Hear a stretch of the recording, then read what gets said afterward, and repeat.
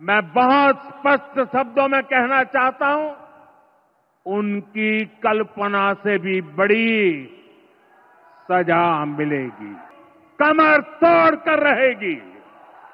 The entire nation is firm in this resolve. আবার একটা খবরে থমকে গেল বাংলাদেশের বাজার, কারণ ইতিমধ্যে ভারত সেখানে অনেক কিছুই পাঠানো বন্ধ করে দিয়েছে, যার মধ্যে আলু, পেঁয়াজ ইত্যাদি অন্যতম। কিন্তু এবার আরও একটি দৈনন্দিন সামগ্রীর নাম উঠে আসছে। ভারত সম্প্রতি চিনি রপ্তানিতে সীমাবদ্ধতা আরোপের পরিকল্পনা করেছে, যা বাংলাদেশে নতুন সংকট তৈরি করতে পারে। এই সিদ্ধান্তটি ভারত তার নিজস্ব খাদ্য সরবরাহ সুরক্ষার জন্য নিয়েছে। তবে এর ফলে বাংলাদেশে চিনি সংকটের আশঙ্কা বেড়েছে।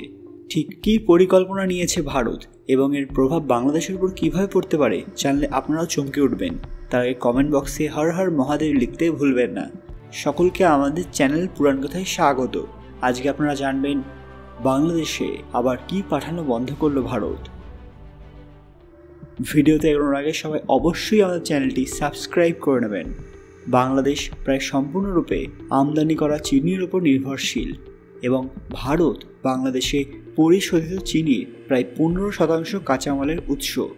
ভারতের রপ্তানি বন্ধ হলে বাজারে তীব্র অস্থিরতা দেখা দিতে পারে বলে স্থানীয় উদ্যোক্তারা সতর্ক করেছেন।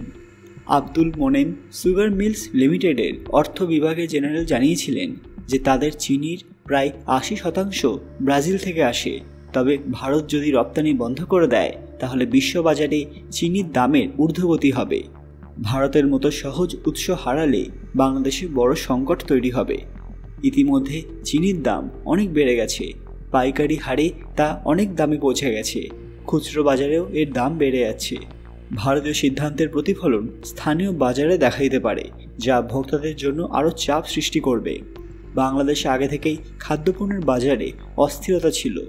এর আগে আর্জেন্টিনা এবং ইন্দোনেশিয়া ভোজ্য তেল রপ্তানিতে নিষেধাজ্ঞা আরোপ করেছিল, ফলে সেই সময় থেকেই বাংলাদেশে তেলের বাজারে তীব্র সংকট ছিল।